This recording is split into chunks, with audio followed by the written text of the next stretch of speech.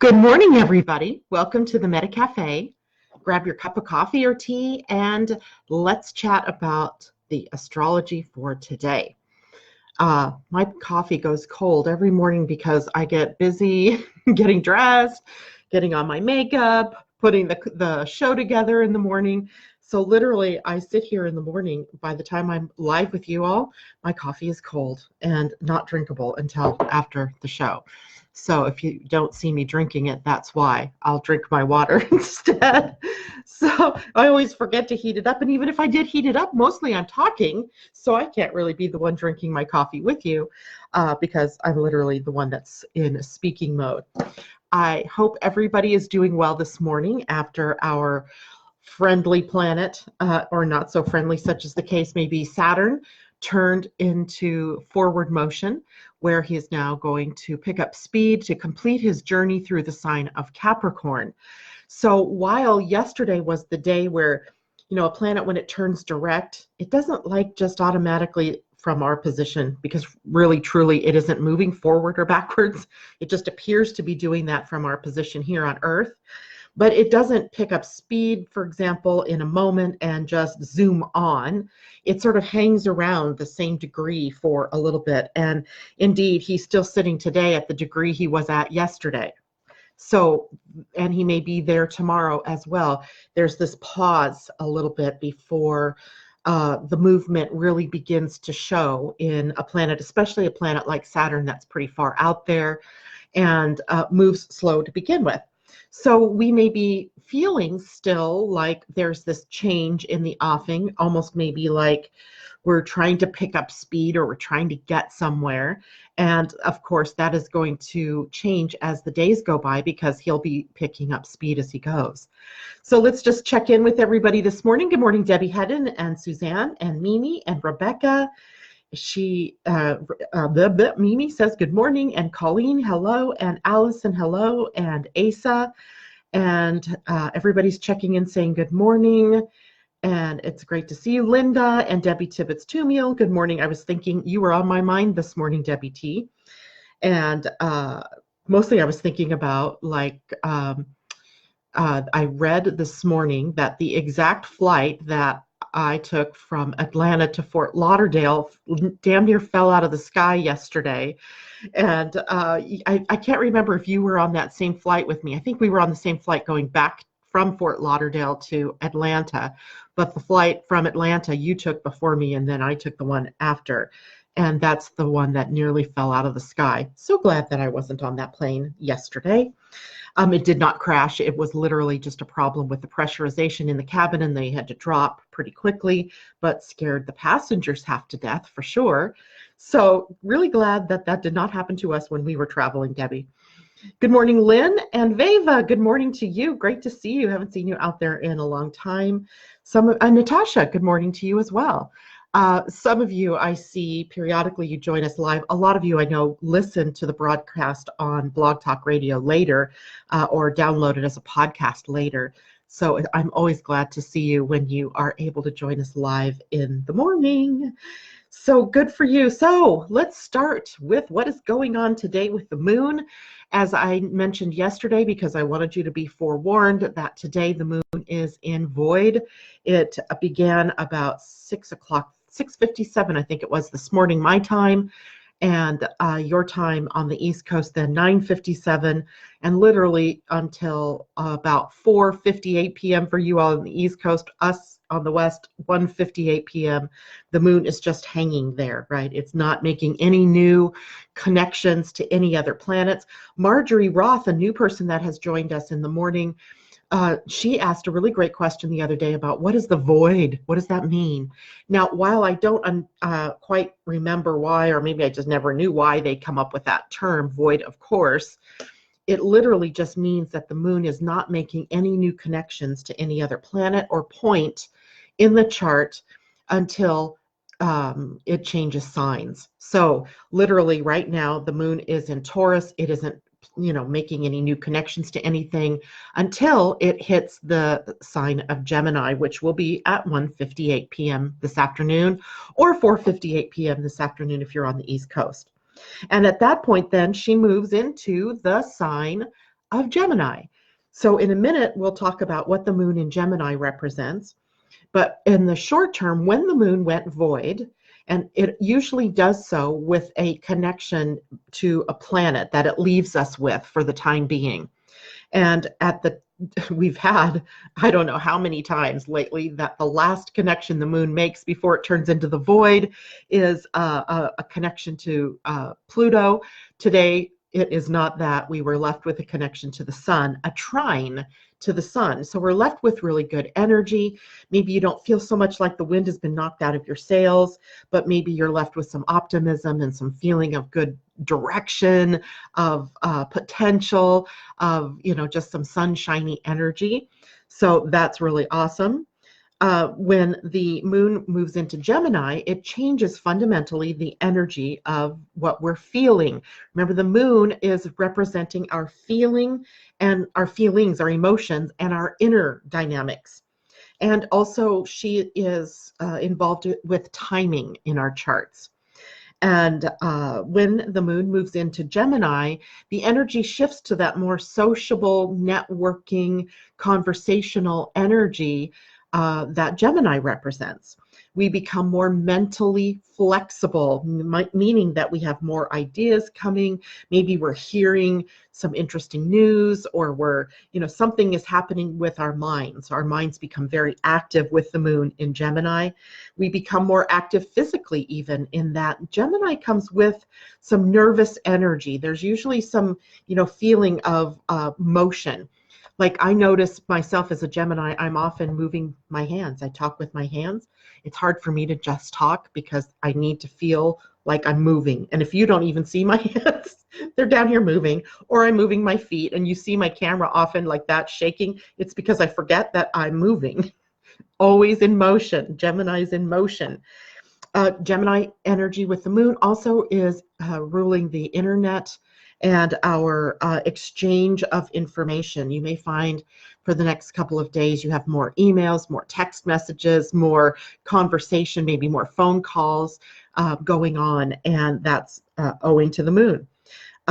Gemini also rules siblings, neighbors, your environment, like your colleagues, your the people that you work with.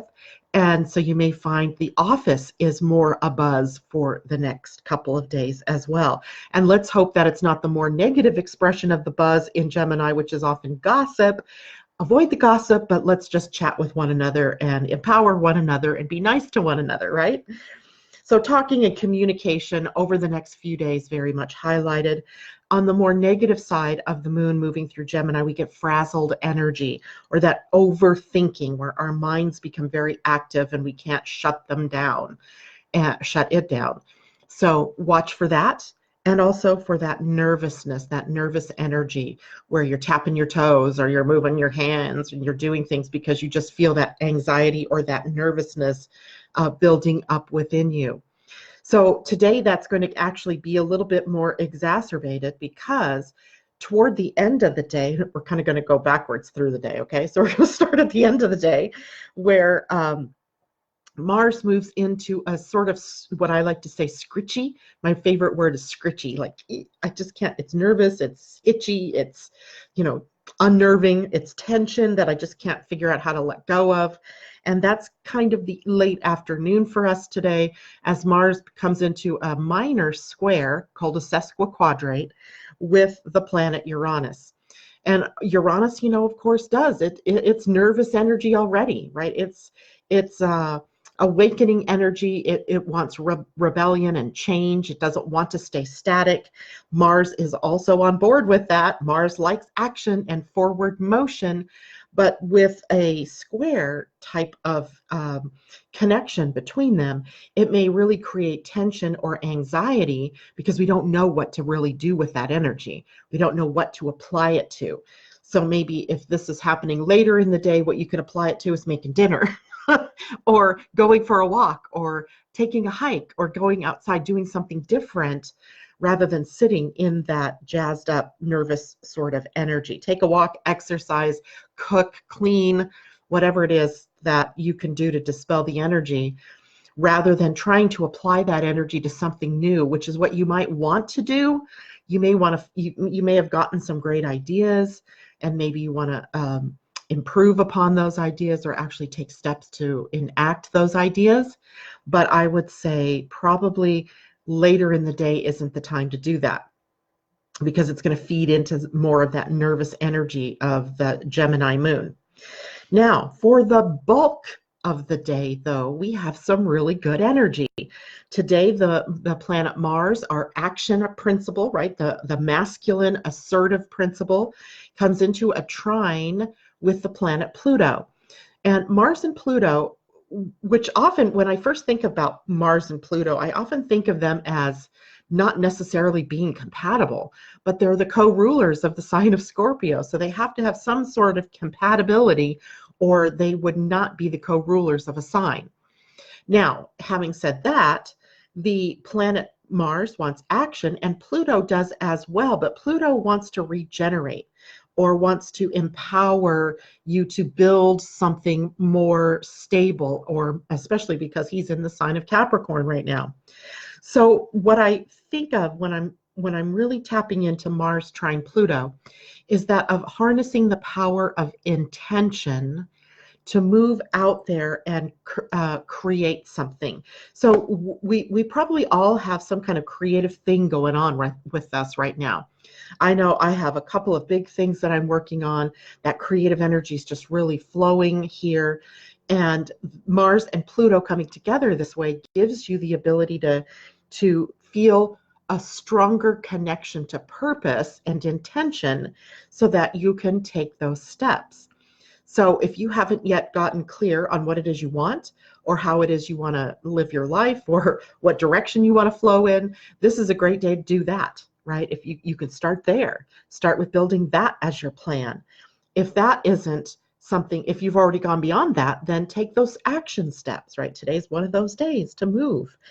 And these two coming together also ask something else of us. And this is the part that may make people a little bit uncomfortable, because we're being asked to move outside of our comfort zone. Remember yesterday we were talking about the fact that Mercury and Venus were both sitting in human design at the gate 18, which is the fear of not being perfect. This isn't the perfect time, or being hypercritical of oneself or one's projects or one's ideas.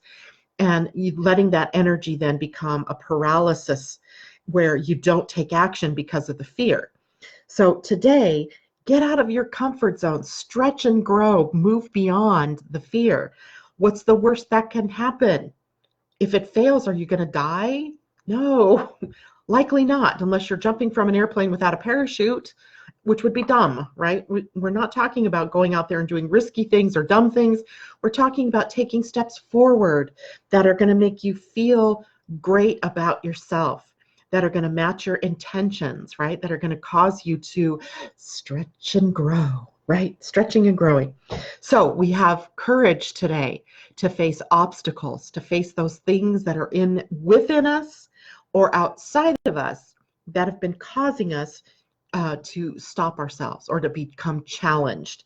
So the courage to face those obstacles and to move through those challenges with that kind of I can do that, I can do it attitude, what the little engine that could sort of attitude, moving forward fearlessly.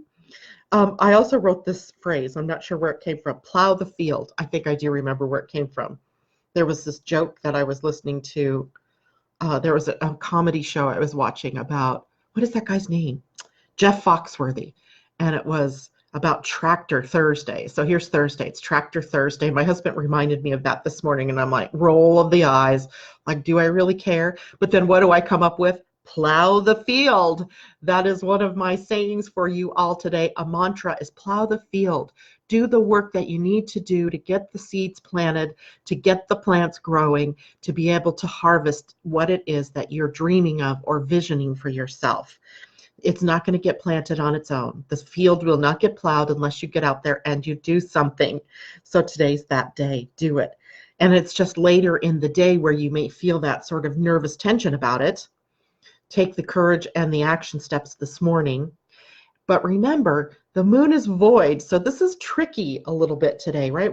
The moon is void, so starting something brand new is probably not going to go far, right? So you want to make sure that this is something you've already had in your mind, that you've already maybe gotten the template rolling, or maybe the idea is already sort of being crystallized, and you're just taking the next steps in it, right? Because moon void, of course, kind of brings us to the lull. Maybe it's a great day to look at the plan and reevaluate, right? Reevaluate or look it over and see where the chinks might be in the armor. I think that could possibly be what people do too. There's also another interesting sort of minor connection going on today to Uranus. Uranus seems to be the planet of the day in behind the scenes, right? He's not overtly coming out and saying, hey, I'm Uranus, do my thing. He's being more covert and he's hiding in the attachments he's making to other planets. And of course, he's really not doing that. It's just kind of fun to think of it that way. But as well as, connecting with Mars to create some nervous energy later in the day. Earlier in the day, he's connecting up with Venus in an inconjunct, which an inconjunct occurs when the planets are 150 degrees apart from one another, which places them in signs that are not normally understanding each other. So, for example, Venus is in Libra and Uranus is in Taurus. Now, I have to sit with this one for a little bit to try to figure out why those two signs are inconjunct to one another, because they share Venus as the ruling planet. So if Venus is the ruling planet for Taurus, but it's also the ruling planet for Libra, why isn't there some kind of interaction that they're capable of making? Well, on one hand, Venus energy in Libra is relationship oriented, where Uranus in Taurus is more value driven and financial in orientation.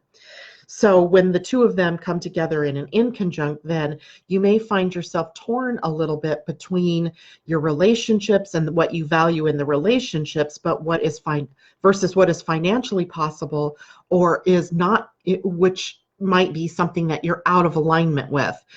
So, for example, getting into a relationship with someone who is not necessarily in your vibe, right, or doesn't hold the light like you do. Not that I'm saying you shouldn't be friends or shouldn't be in each other's lives, but you may have to rethink what's going on in that relationship today. You may have to work a bit to find common ground. So if you're finding yourself in a meeting today or in a work situation or in a family situation, a relationship situation where typically you and this person don't see eye to eye, this particular aspect today is going to make it more important for you to keep adjusting your energy to try to come to a meeting of the minds with this person. So that may be affecting us in our work. It may be affecting us in home. It may be affecting us in group dynamics. So just know today may be a day where you're going to have to work a little harder to understand one another, to see each other's viewpoints, and to be able to be okay with that person that's just totally unique and totally different than you. Good morning, Lisa Kenny. She said today was so enlightening. Awesome. She said a whole new beautiful part of my relationship was brought to a new level of connection with my son and husband. I love it. She said I couldn't be more in bliss. Love that. That's great. Thank you for sharing that. It shows you the high side when relationships can, when we can adjust our energies to meet each other rather than stubborn insistence on having our own way and being only one way and not seeing the other person's point of views. I don't know what the situation was exactly, but kudos to you. Good morning, Chanel. Great to see you. Any other comments? Mimi says, LOL, no wonder I need an early nap. Yes, indeed. Take that nap. Of course, for you, it's what, 8:30, it's 11:20. Yeah, you're getting close to nap time, right? Lunchtime. I think you're in the Eastern time zone. All right, so let's take a quick look at the Pleiadian-Earth energy for the day. And if anybody has any questions, please feel free to type them in the chat box there on Facebook. Today is 10 listening It is Akbal in the Mayan calendar. And Akbal was sort of the energy of the night. And it was, the balance point to light would be the dark or the night, right? So we have different shades of light with Akbal energy. And literally, this is the energy of listening. So we have 10 listening today. The 10 is the universal energy. No matter where you would be in the solar system, you would be moving to the universal pulse of manifesting. So today is that manifesting energy. And there's also caution with the 10. Every time we get to the 10, my inner side, my insides are going, yay, it's manifesting day. But remember too, that manifesting is in no small part based on what it is that you're focused on in your mind. And if your mind and your heart are out of alignment, manifesting is incredibly difficult. And if your mind and your heart and your emotions are all aligned with something you don't want, then you're equally able to manifest that in your life. So be very aware of what are you focusing on. Are you focusing on what you don't want or what you're afraid of? Or are you focusing on what you do want and what you are glad to welcome into your life? Because that's what's manifesting. Be careful what you wish for. That's the underlying message today from the wider universe. Earth energy today is listening. So here's where we're practicing our ability to listen, to have compassion and empathy for the people in our lives. I think this might be a little bit more difficult because remember today the moon is moving into Gemini, and Gemini is communication energy. So we may find that today we have to work a little harder to listen to one another because we really want to speak and share our information. So be wary of that, right? Listening, practice empathy and care, take responsibility for your own self, for your own feelings, for your own physical environment, just take responsibility for yourself. Avoid pessimism, avoid controlling behavior, or at least confront that within yourself. Controlling behavior is it's so interesting because we don't always see it. It could be a blind spot. Where are you trying to control everything around you? And instead of just releasing and stepping back and enjoying life, surrendering, let's say, to higher power or higher knowing, which would be favored now instead of that control.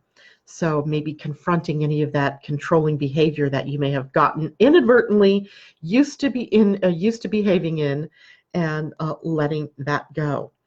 All right, so that's our Pleiadian-Earth energy for the day.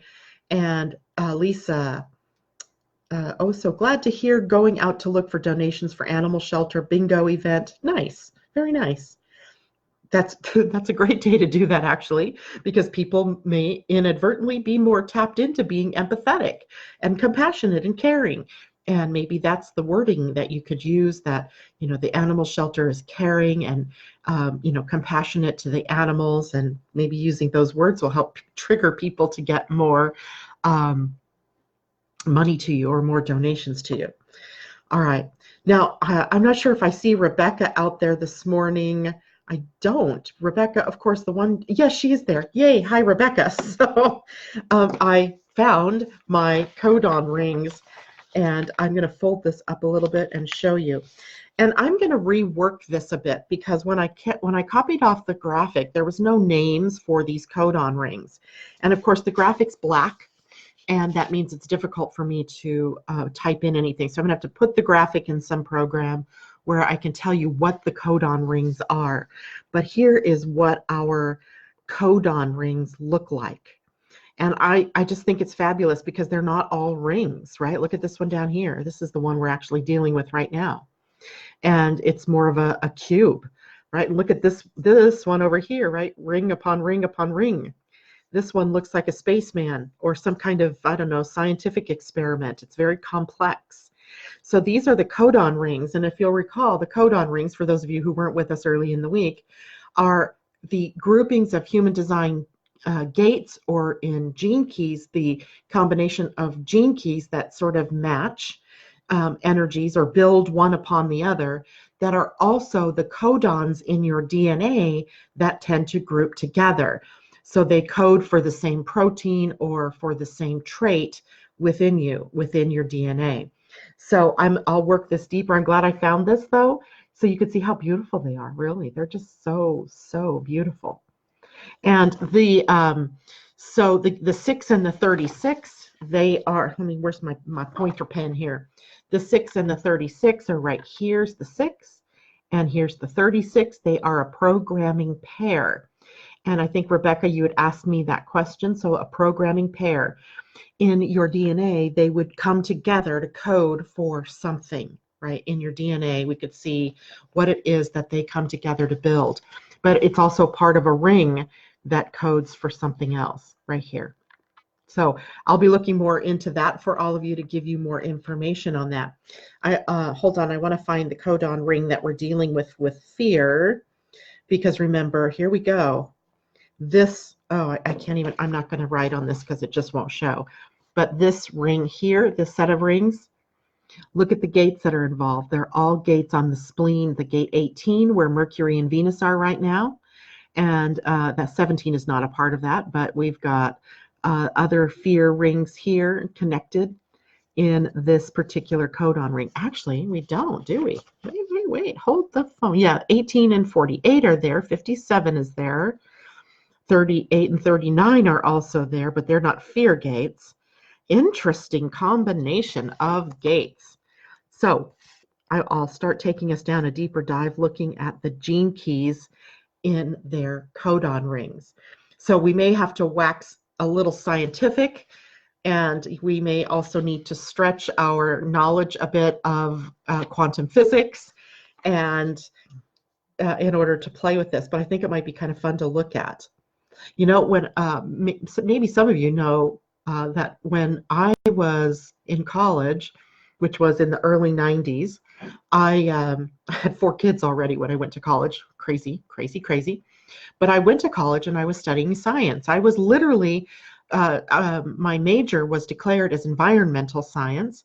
And then I was considering changing to a biology chemistry education degree because I love chemistry and I love biology and I loved environmental science. I loved everything to do with science.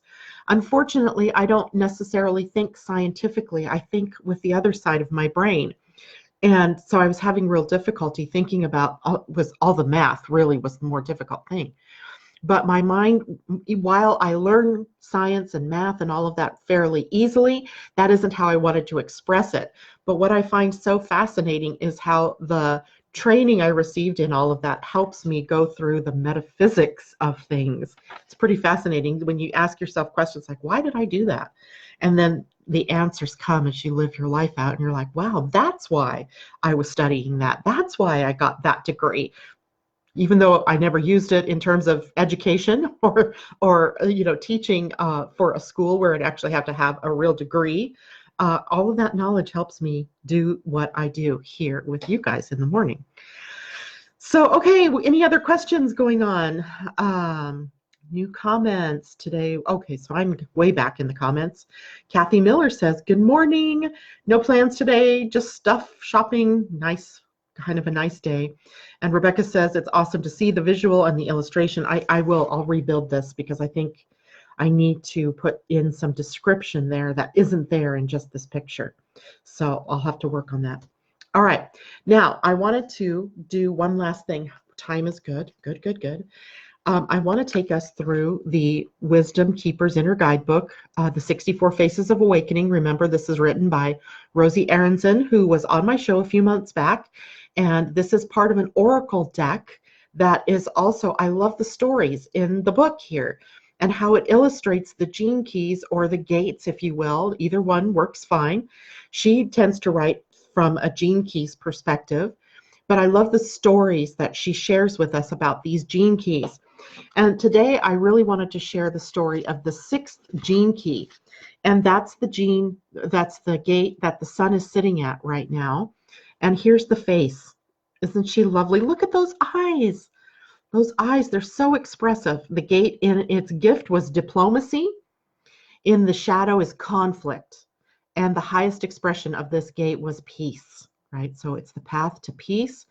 It's the path of from conflict to peace via diplomacy. So we have the gift of diplomacy. So emotional maturity, remember this is sitting on the emotional center. We talked about that. Emotional maturity means that your awareness operates even during the most profound emotional states. That reminds me of why it is someone, I think it was a client I actually had at my house the other day, asked me about the 2027 genetic mutation that's occurring, where we move away from the spleen as the source of our authority and into the emotional center as the source of authority. And the whole of the issue with the emotional center for us right now as human beings is we use emotional energy incorrectly. We use it in a very reactive way, which in that reaction through the different shadows on the gates on the solar plexus create things like war, conflict, and upset, and create havoc in our lives, turbulence. I mean, if you look at the shadows of those gates, they're all some, really pretty highly emotionally charged energies. And the trick as we move into the evolution into that gate, or into that, that center, is for us to learn to use emotional energy correctly, using emotional energy intelligently, right? Using emotional intelligence instead of emotional reactivity. So for those of us who already have a defined solar plexus in our lives, in our charts, we're already dealing with that and grappling with that in our lives on a day-to-day basis, based on whatever gene keys or gates are defined in your chart. You're grappling with this. You're already having to move through this. And you, all that have the emotional center open in your human design, are learning that you don't have access to consistent emotional energy. So often what you're reacting to isn't even your own stuff. So those are the lessons that we're learning underneath the surface right now. And once we get beyond 2027, then the drumbeat really becomes about our gaining emotional intelligence. So why not learn the lessons now, right? That's my game. So here's our card. She's just lovely. And here is the wisdom story for this particular gene key. It says, where I grew up, tragedy and violence were all that we knew. Generations of my people had been traumatized and scarred, and conflict was everywhere, between West and East, modern and ancient, wealthy and poor, men and women. Kind of sounds like today too, doesn't it? As a young girl, I had little power. I could neither speak out against the injustices I witnessed in the world, nor the abuses that happened at home. Always afraid of attack, my body was on a constant state of alert. On the outside, I was over-attentive, the peacemaker. At any sign of conflict, I'd smooth out the waters. But on the inside, I was nervous and insecure. I feared all men and people that were different from my own. I put up walls around my heart. Once, I lost control and lashed out, blaming my father for being a bully and my mother for being a victim, blaming entire nations for harming my people and my people for letting them. My tactless words cut like knives. Overcome with guilt and fear, I begged for forgiveness, spending the next weeks punishing myself and pleasing everyone around me. But the incessant pleasing, like the ruthless blaming, only made things worse. It wasn't until I was invited to visit a local peace group by my great aunt that everything changed.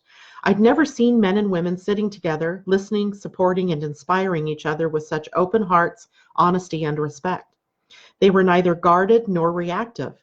And for the first time, I experienced the kind of peace and love I'd been longing for my whole life. In the safety of my aunt's embrace, my defenses dropped. I finally faced the pain, powerlessness, and loneliness I'd been hiding from myself and everyone else.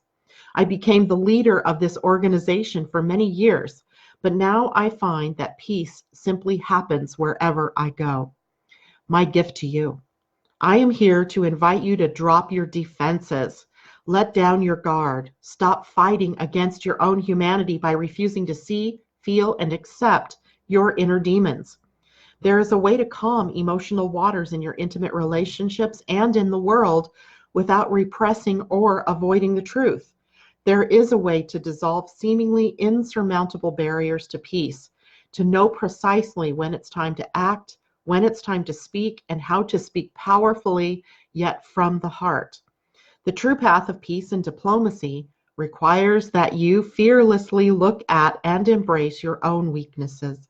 Don't protect yourself from your deepest emotions, and you will find that your timing, communication, and relationships will improve. Naturally, others will want to confide in you, and you will sense just what is needed, even in the most emotionally volatile situations. Your very presence can have the power to shift the energy of a room or a relationship from one of conflict to peace. I find that extraordinarily hopeful in a world that I swear has gone mad. Questions for contemplation, and as usual, I will post these for you later. If you want to use these as tools for inner contemplation later on in the day. Question 1, do you tend to avoid uncomfortable feelings through peacemaking or by overreacting and exacerbating conflict? Is there a current conflict in your life or a place where you are feeling defensive and your guard is up? What do you fear might happen if you stopped working so hard to please certain people? How can you take more responsibility for your feelings and express them in less reactive and more open, honest ways?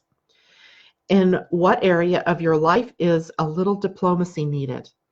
And what is a simple way you can cultivate peace in your life today? Nice, nice, nice, nice. So that is the gene key or gate 6 of diplomacy. Here's our beautiful woman. Look at all the symbols in her face. She's just lovely. And by the way, here is this deck of cards, right? All of the 64 gene keys are represented by faces of wisdom, the 64 faces of wisdom, 64 faces of awakening, excuse me, the wisdom keepers. And this is by Rosie Aronson, who I love the way that she thinks. I love the way that she works the gene keys. So that is it for me. I'm going to take one quick look here and see if there were any questions while I wasn't looking. Good morning, Christine. I'm glad you were able to join us. Rebecca also loves her beautiful messages and how it goes with the gene keys, integrity, and judgment. I know I was sitting here this morning going, which one of these gene keys do I want to read about? So I also pulled the gate 36, which we'll do tomorrow, I think. Because the 36 is all about humanity. Look at his face. Doesn't he just have a lovely... I love the faces. That's the thing. I get these faces and I'm just like, oh, in awe.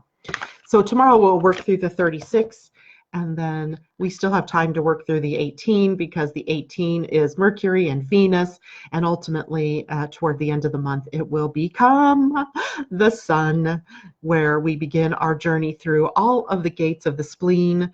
We'll really be focusing on where fear is in our lives and how it is we can release ourselves from those paralysis points, because they're the ones, right, where we succumb to fear. And luckily, there's a quick antidote to all of that. Feel the fear and do it anyway. It's that easy. Just push through it. Just do it. And not that you're ignoring the fear. You wanted to absolutely embrace it and just say, I see you, I feel you, I hear you, but I'm doing this anyway. Seems so easy. In practice, it might be a little bit more difficult, but hey, the high side is that we have the potential to just move through it and let it go. Kathy Miller, the older I get, I have no diplomacy. Well, Kathy, I invite you to look inside and find out what is so frustrating to you that diplomacy has flown the coop. And the only way to do that is to, confront your own self. That would be, what goes on here in that book or in that story is that she confronted her own feelings, her own fears, her own demons, and from there then was able to find the pathway back to peace and diplomacy. So there you have that. Lynn says, love that oracle so much. Just pulled a few cards for 2 friends from that deck. So profound. Right. You know what, Lynn, I often forget that you can use these as an oracle. We could just go through the deck and pull a card and do that. But I love the idea that we are learning every day. We have a new gene key that we could pull and read about. But remember, these are this and the gene keys is a contemplation. So I really don't want to race through them all, but we have this intense time coming. So I think going through the fears is really important for us. So we will be doing that deeper dive. And hopefully I can find all the information I need on these codon rings, and we can equate it to what's changing in your DNA. So we have that potential as well. All right, everybody. That is it for me today. I thought this was going to be a quick, I'm out of here in 30 minutes. It's all good. 40 minutes, that's not too bad.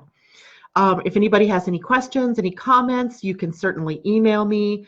My website now has my email address right up at the top. And so far, I get those emails. I love that.